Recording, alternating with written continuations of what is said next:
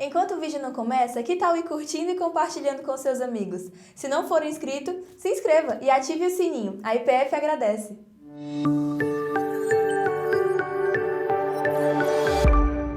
Meus amados irmãos, eu quero convidá-los a abrir a sua Bíblia comigo. No Evangelho de Jesus, narrado por Mateus, capítulo 18. Nós vamos ler do verso 15 até o verso 20. Evangelho de Jesus, narrado por Mateus, capítulo 18. Nós vamos ler do verso 15 até o verso 20. Sentados, acompanhem comigo a leitura do texto da Palavra de Deus. Se o seu irmão pecar contra você, vá e repreenda-o em particular. Se ele ouvir, você ganhou seu irmão. Mas se não ouvir, leve ainda com você uma ou duas pessoas, para que pelo depoimento de duas ou três testemunhas, toda questão seja decidida. E se ele se recusar a ouvir a essas pessoas, exponha o assunto à igreja. E se ele se recusar a ouvir também a igreja, considere-o como gentil e publicano.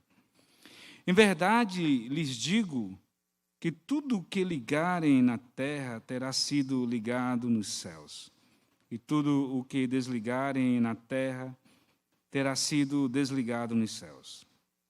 Em verdade, também lhes digo que se dois de vocês sobre a terra concordarem a respeito de qualquer coisa que vierem a pedir, isso lhes será concedido por meu Pai que está nos céus. Porque onde estiverem dois ou três reunidos em meu nome, ali estou no meio deles. Amém? Queridos irmãos, queria nessa noite trazer uma mensagem aos nossos corações que tem por tema como tratar as ofensas no seio da igreja. Como somos uma comunidade de remidos, como fazemos parte da igreja do Senhor, gente que ainda está não num estado de glória, mas ainda pertencemos a esse estado pecaminoso que é a sociedade, a cultura. Nós ainda somos aquilo que disse Paulo escrevendo a sua carta, ele diz assim, não que eu já tenha alcançado a perfeição, ainda corporalmente somos imperfeitos, ainda o pecado de alguma forma nos atinge, e não é incomum, de certa forma, acontecerem problemas de relacionamentos, de ofensas dentro da igreja. Haja visto 1 Coríntios capítulo 1 em diante, quando o apóstolo Paulo vai tratar acerca de problemas de divisão dentro da igreja, ele vai tratar de forma pastoral e ele é muito contundente, ele não tem medo de tratar o assunto.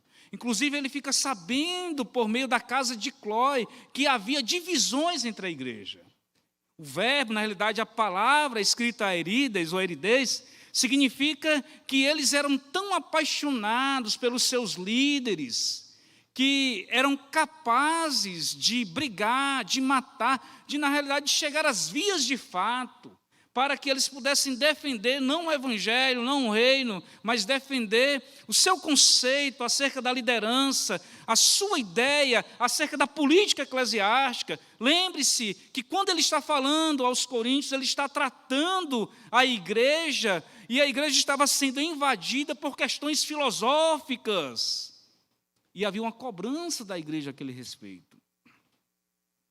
Jesus vai nos dar, nesse texto, nesses versículos, o rumo de como nós devemos tratar os problemas de ofensa, de relação, de um irmão que peca contra o outro. Dois temas são abordados do verso 15 ao verso 20. Primeiro, o perdão, e segundo, a disciplina. Dois assuntos que são difíceis de ser tratados dentro da igreja. Primeiro, porque é difícil pedir perdão e muitas vezes é difícil perdoar. As pessoas que ofendem geralmente não lembram que ofendem, e quem é ofendido geralmente não tem a coragem de ir até o ofensor e tentar resolver o problema. E quando se trata de disciplina, como escreveu Ebenezer Bittencourt acerca de um livro que ele escreve acerca da disciplina, é um assunto difícil dentro da igreja. Não é fácil.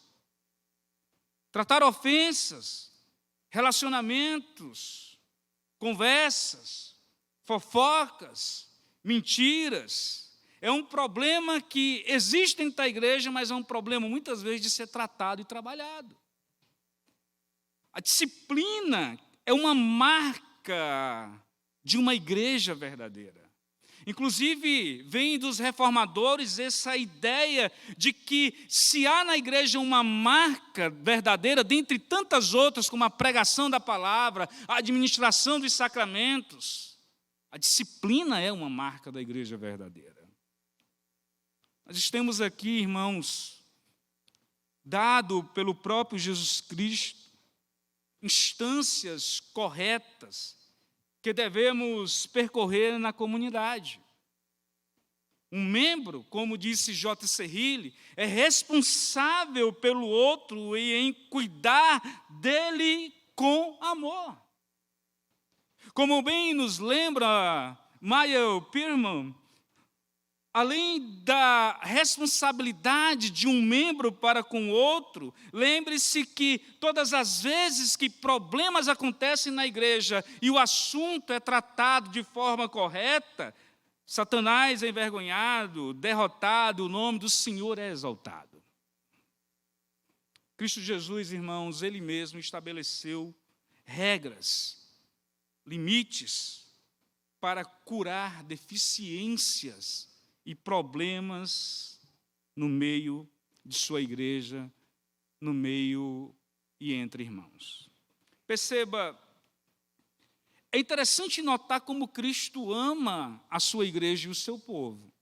Eu queria que você voltasse os olhos agora para os primeiros versículos do capítulo 18.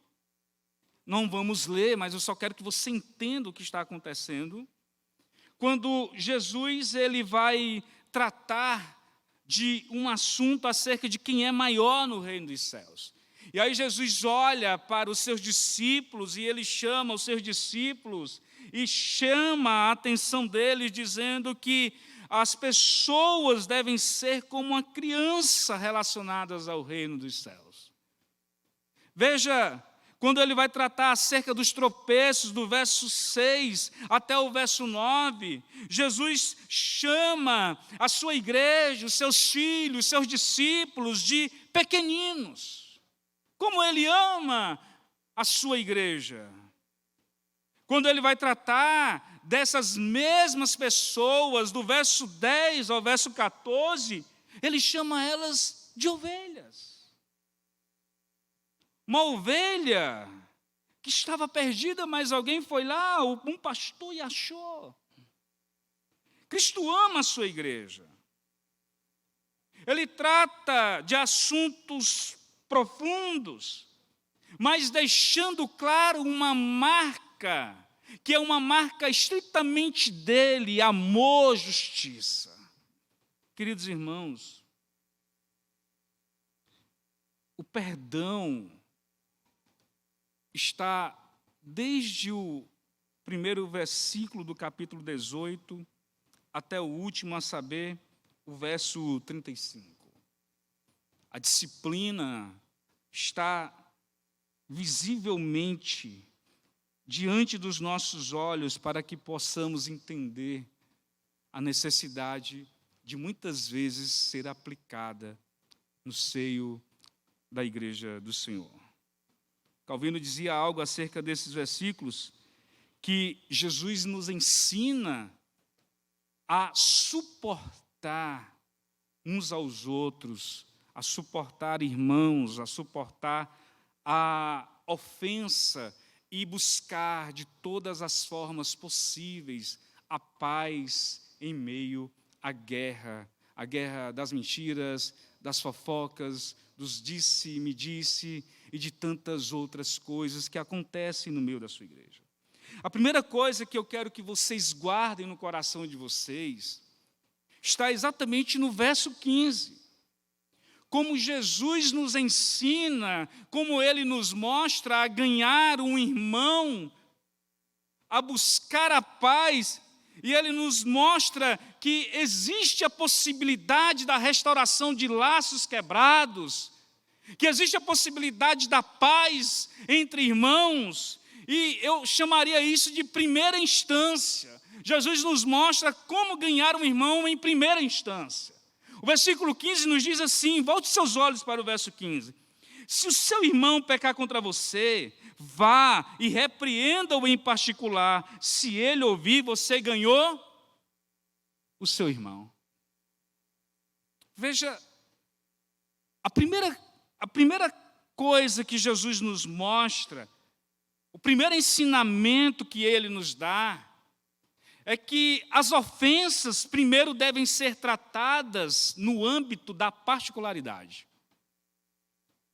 Antes que chegue aos ouvidos da igreja, antes da necessidade de testemunhas, Jesus ensina que ganhar o irmão em primeira instância depende primeiro de tratar as questões na particularidade, na conversa de pé de ouvido, na busca pela paz de forma pessoal.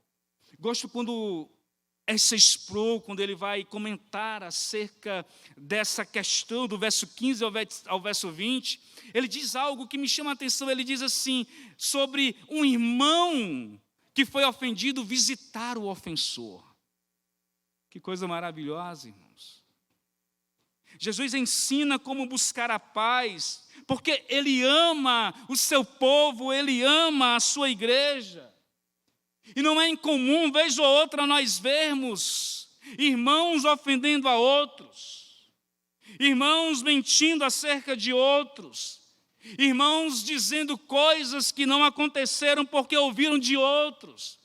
A ofensa se espalha e, quando não tratada de forma correta, bíblica, disciplinar, toda a igreja está envolvida e isso enfraquece a comunhão, enfraquece o reino de Deus e o trabalho do Senhor. Então, a primeira coisa é buscar o irmão em particular. E isso ele já deixa claro.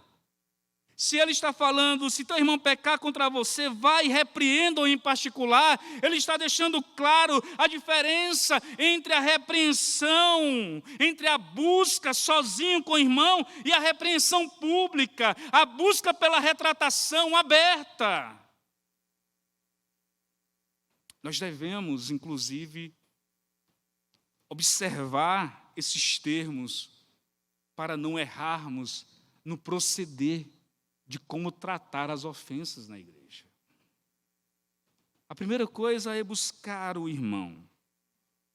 A intenção de Jesus Cristo é que haja um aconselhamento particular, um confronto tete a tete, para que a mágoa não se aprofunde, para que não haja raízes de amargura lá no futuro, e essas raízes brotem no coração, e uma vez que brotar no coração, o próprio Cristo, no verso 21 em diante, vai dizer que essas raízes que estão ali, pela fé em Cristo, elas são capazes de sair.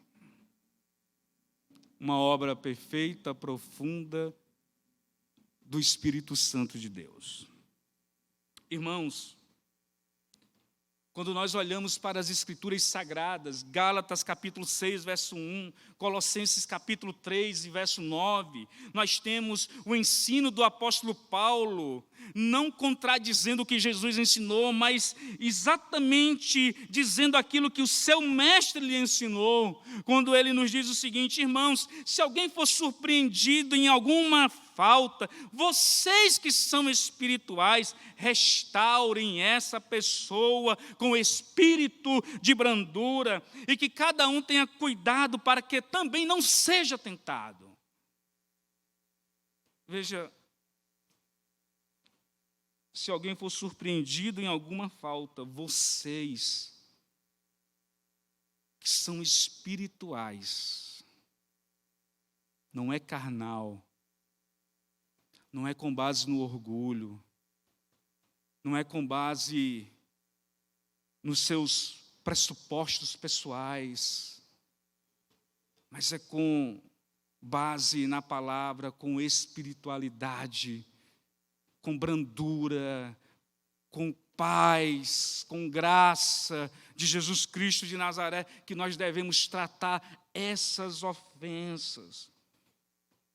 Paulo, escrevendo ainda aos Colossenses, diz assim: irmãos, não mintais uns aos outros, pois já vos despistes do velho homem com suas atitudes.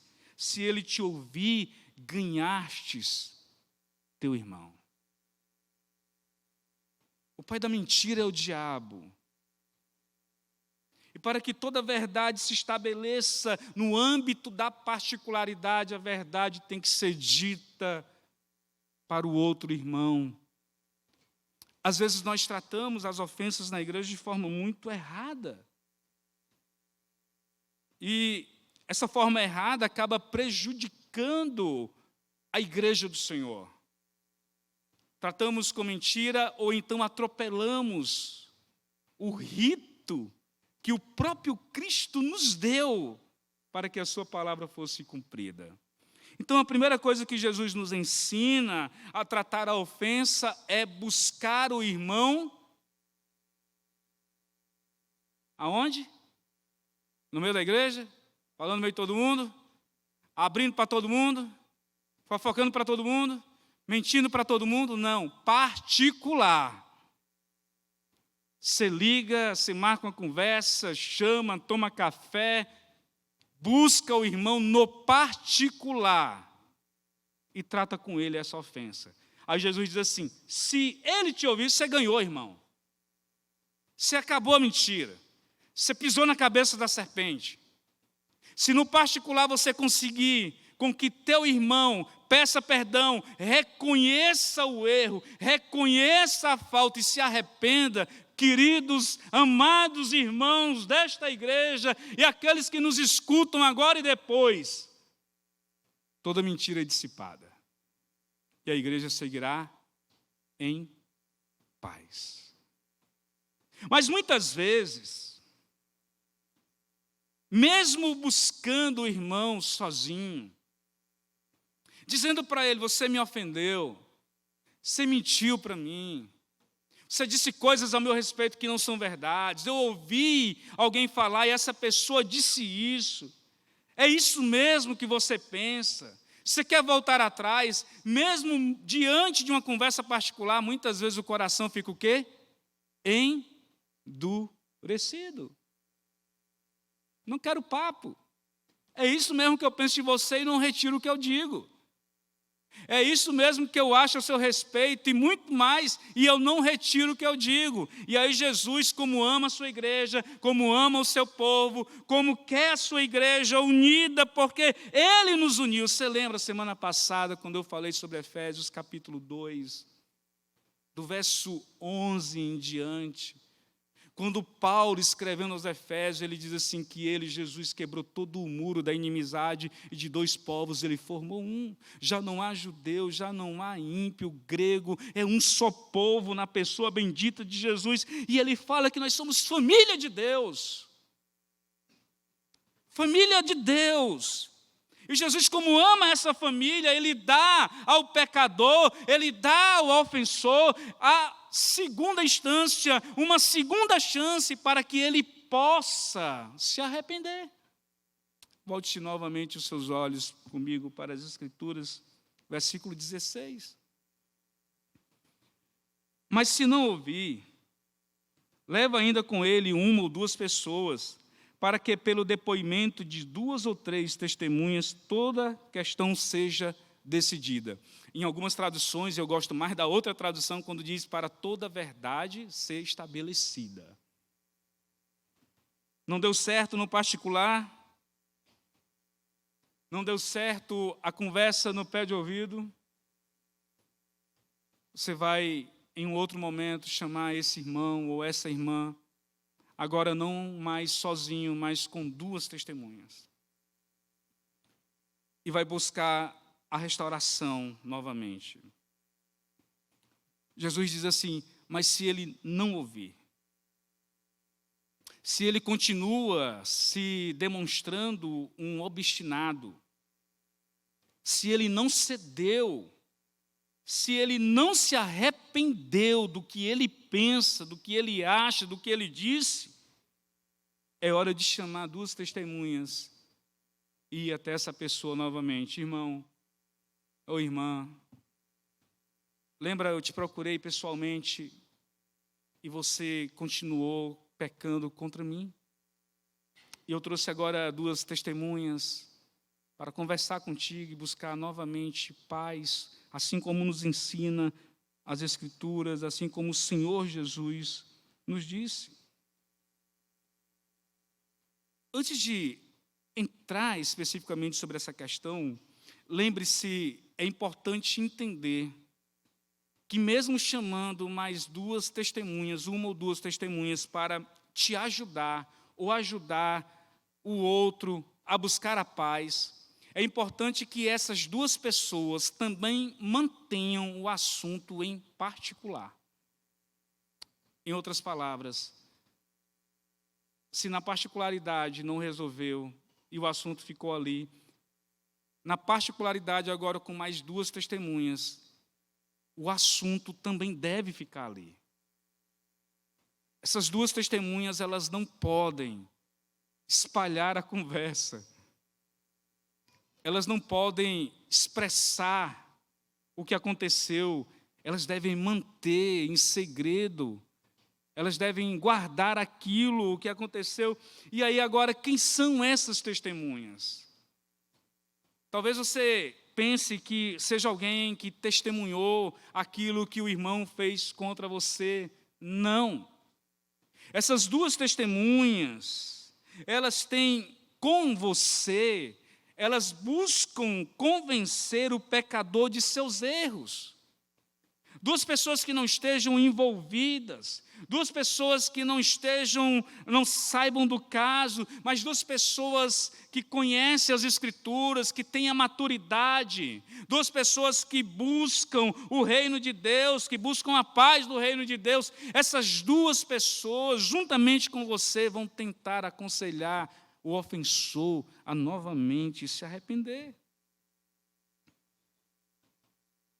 O que Jesus nos ensina é fantástico. O que ele está dizendo é que o pecado que foi cometido pelo ofensor não se espalhe e levede toda a massa.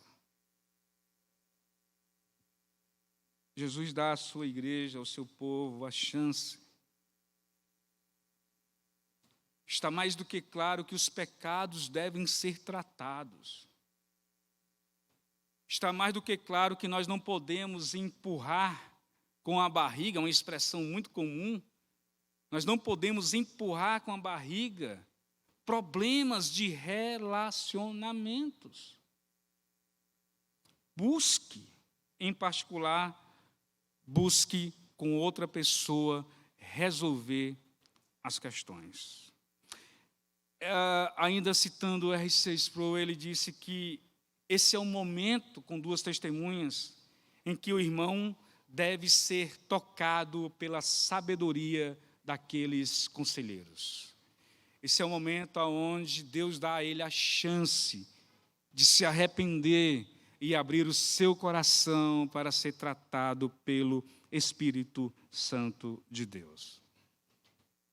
Mas Jesus não termina aí. Ele continua. Primeiro, se não deu certo no particular, em particular, agora com duas testemunhas, você vai atrás de se reconciliar com esse irmão.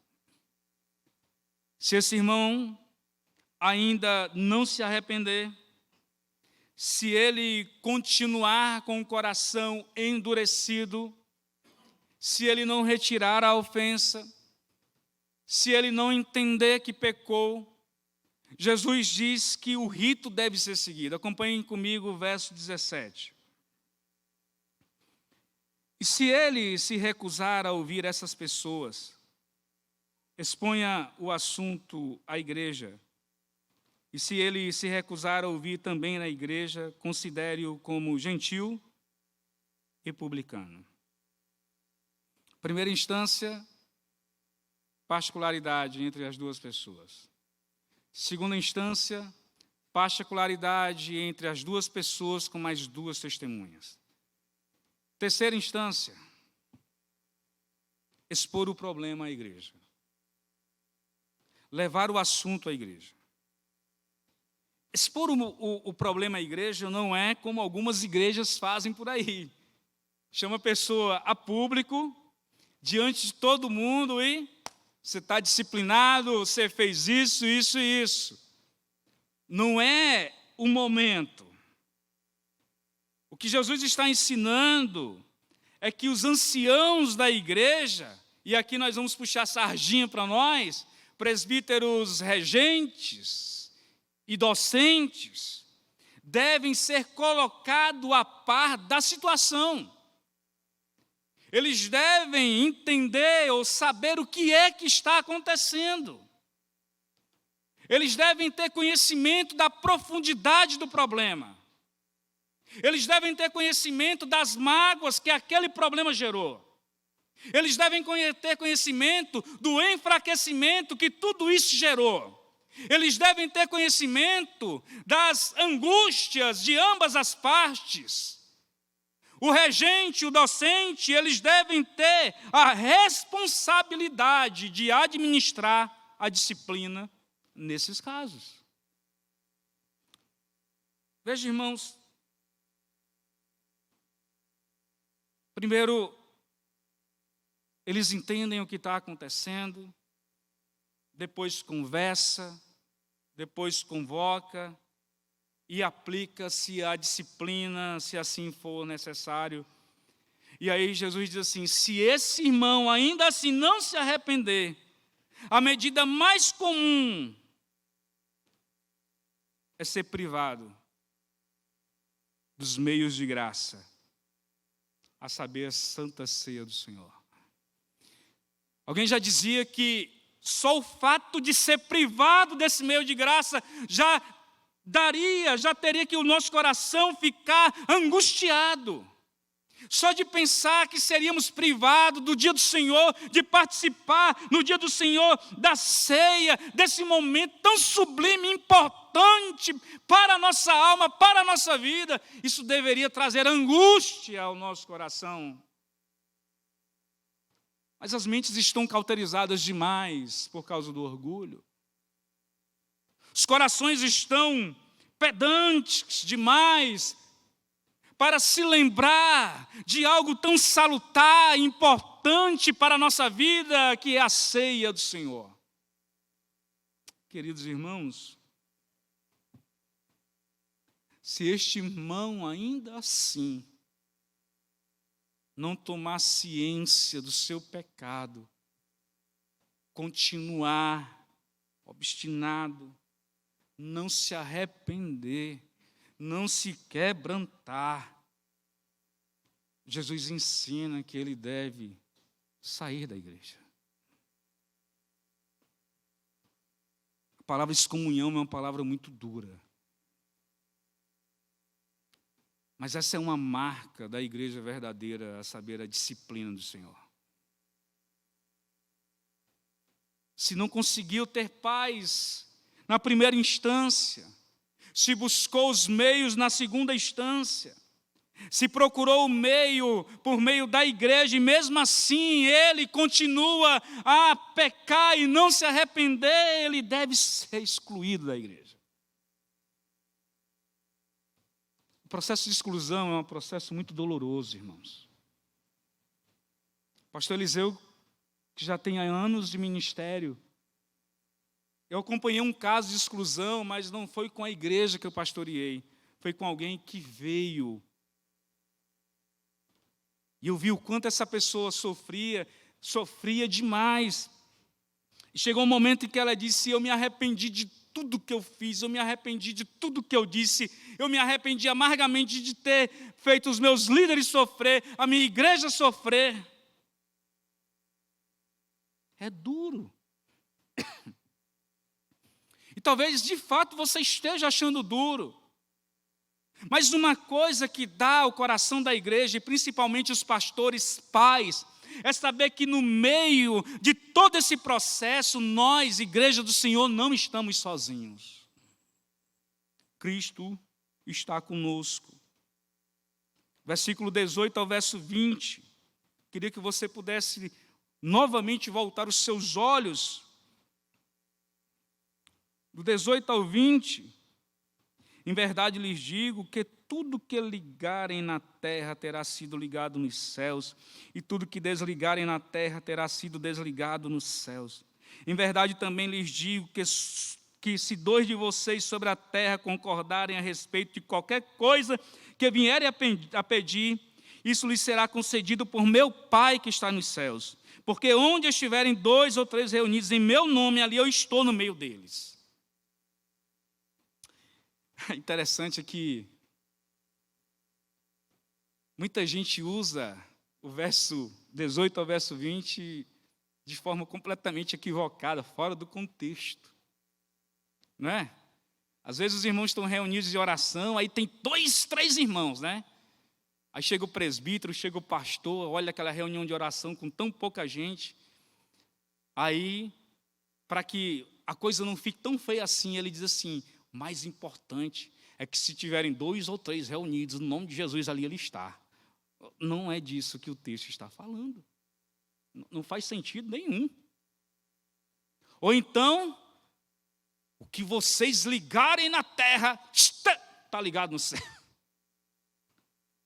Não faz sentido nenhum. Eu já vi muita gente orar, colocando assim a mão num carro importado. Não foi num brasileirozinho qualquer não, foi carro importado. Aí, juntamente com mais 2 irmãos, ele evocou esse versículo bíblico. E o miserável, no estacionamento, colocou a mão no carro de uma pessoa que ele nem conhecia. E o miserável orou, dizendo assim, para os outros irmãos, e o miserável era pastor. Pegou os irmãozinhos e disse assim: coloque aqui a mão, porque a Bíblia diz que se concordarem na terra, será concordado no céu. E eu profetizo que esse carro vai ser meu. Meu irmão, tudo fora de contexto. Eu não quero mais ver nenhum presbiteriano dessa igreja orando desse jeito. Ou então dizendo assim, na reunião de oração: não, irmão, o mais importante é que se 2 ou 3 estiverem ali, Jesus está no meio. Não é disso. Jesus está falando que Ele está com a igreja, no meio do ofensor, no meio do ofendido, das testemunhas, no meio da igreja, em todo o processo, desde o momento em que, na particularidade, o ofensor foi buscado. Jesus está nesse processo o tempo todo, e ele acompanha inclusive o momento da exclusão. Parece ser duro, né? Porque ultimamente o que vale é aquela palavrinha: Deus é amor. Essa palavra, Deus é amor, muitas vezes ela é falada não por meio de um pressuposto que evoca-se a cosmovisão cristã bíblica reformada. Disse Deus é amor muitas vezes com pressupostos da sociedade pós-moderna. E esse Deus é amor muitas vezes diz respeito à aceitação ou o não querer tratar as ofensas e as disciplinas na igreja. Não vamos fazer isso não, porque o irmão é tão legal, é gente fina. Vamos dar a ele uma chance. O rito está errado. Não é assim que se trata. Não é assim que se deve fazer. A disciplina é uma marca da igreja, como eu falei no início. A disciplina é difícil porque ela exige que todos os envolvidos estejam presentes. A disciplina é difícil, porque o coração de todos os lados sofre. Sofre a igreja, sofre o conselho, sofre o diácono, sofre a família, sofre o ofensor e sofre o ofendido. Não é fácil. Ainda falando sobre Ebenezer Bittencourt, quando ele escreveu acerca de um livro que fala sobre a disciplina, o nome do livro é Ganhastes Teu Irmão. E aí ele diz exatamente, ele fala exatamente sobre o processo da disciplina. E aí ele diz algumas coisas importantes, e eu queria dizer alguma delas aqui. Ebenezer diz assim: disciplina é difícil porque ninguém quer ser confrontado. E é fato. Confronte um irmão para você ver como você ganha um inimigo. Confronte qualquer pessoa para ver se você não ganha um opositor. Diga a verdade em amor para ver se você não ganha um guerreiro do exército que vai militar contra você. Ninguém quer ser confrontado. Ninguém. Hoje mesmo eu fui confrontado, queridos. Hoje mesmo eu fui confrontado. Segurei o coração, fechei os olhos e deixei a pessoa falar. E eu querendo ali o Espírito Santo no meu coração, deixa abrir o coração. Nós não queremos ser confrontados. Ele continua dizendo: disciplina é difícil porque alguns creem que a igreja não tem o direito. Inclusive, alguns processos de disciplina saíram do âmbito eclesiástico e foram parar na justiça comum. Brigas judiciais, lutas para envergonhar o evangelho de Jesus Cristo de Nazaré. Inclusive, na última decisão do Supremo Concílio de julho desse ano, estava eu nessa comissão, quando tratou-se acerca desse problema de irmãos levarem outros para a justiça comum. Inclusive, na exposição de Coríntios, eu falei sobre isso com vocês. Disciplina é difícil por causa da parcialidade.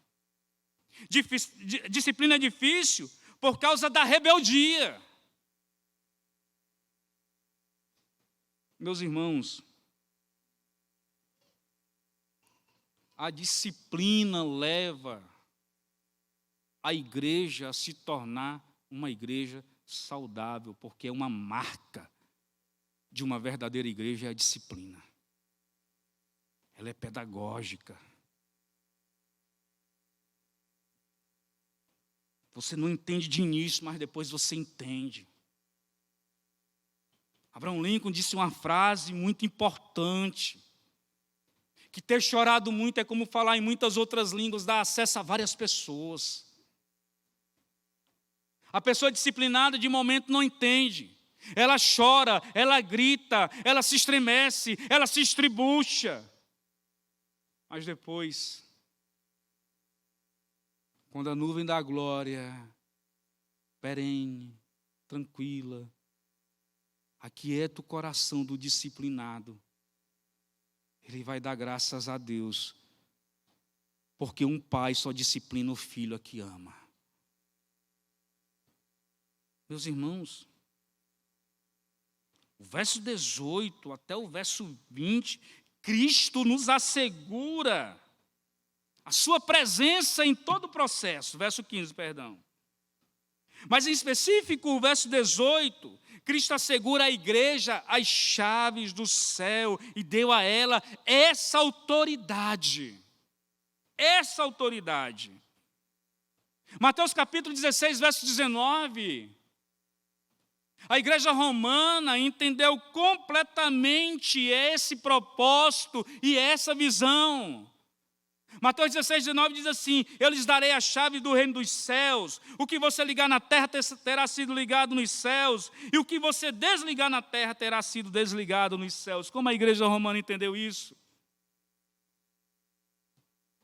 Ela entendeu que esse propósito, esse versículo, essa chave, essa autoridade foi dada única e exclusivamente a Pedro e, consequentemente, anos depois, séculos depois, ao seu sucessor, a saber, o Papa.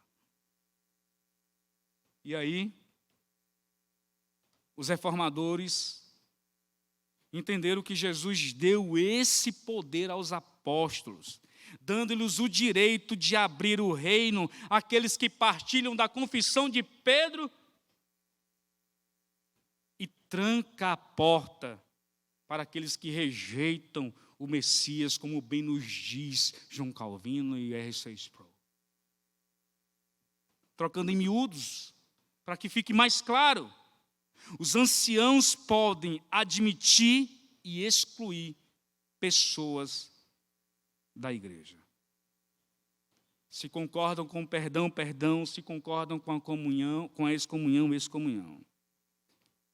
Cristo, em todo esse processo, está presente e garante à sua igreja, e garante aos seus filhos, e garante à sua família, que aquilo que for ligado aqui será ligado lá nos céus.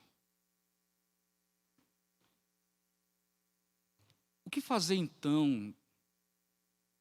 E aqui eu já vou para os finalmente, com o irmão que não se arrependeu, que foi excomungado do seio da igreja, foi colocado para fora. Eu vou responder com as palavras do príncipe dos pregadores, Spurgeon, quando ele diz que, ainda assim, nós devemos amá-lo, porque a exclusão não põe termo às afeições da igreja pelas pessoas, em especial pecadores, gentios, porque é assim que Jesus diz que a pessoa deve ser considerada, quando ela não se arrepende. Ainda assim, amá-lo, ainda assim, orar, porque a exclusão, não põe termo a essa questão. Rapidamente, eu queria trazer duas conclusões, na realidade, duas aplicações para as nossas vidas, para que na nossa caminhada a gente possa entender e agir de forma correta. Primeiro, eu quero encorajar os irmãos dessa igreja, aqueles que estão aqui, aos que estão me assistindo. Procure resolver as questões de ofensa o mais rápido possível. Primeiro, busque resolver esse assunto de forma particular. Depois, se não resolver, siga o rito. Busque resolver esse assunto com duas testemunhas. Se mesmo assim não der certo, procure a sua igreja, a liderança, o conselho, os anciãos da igreja. Essa é a melhor forma de pisar na cabeça da serpente, de pôr fim a todo e qualquer ruído.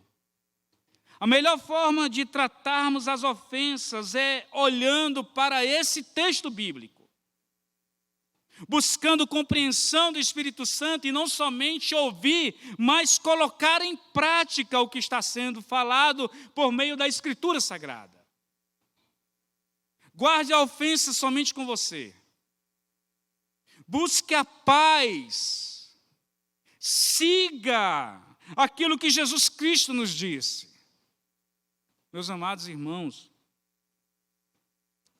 eu presenciei uma igreja, mas na realidade uma congregação, há muito tempo atrás, se acabar, se destruir, por causa de ofensas.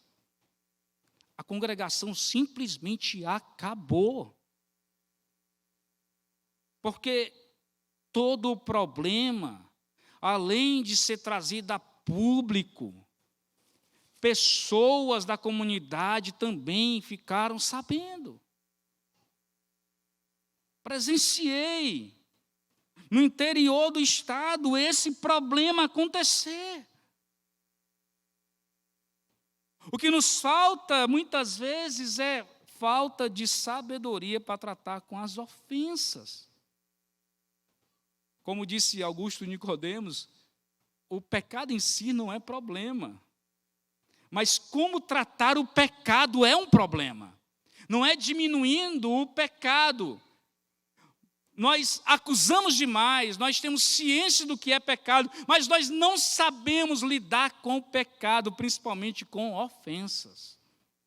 Então, quero encorajar os irmãos, a igreja, a nós, pastores e presbíteros, a tratarmos as ofensas assim.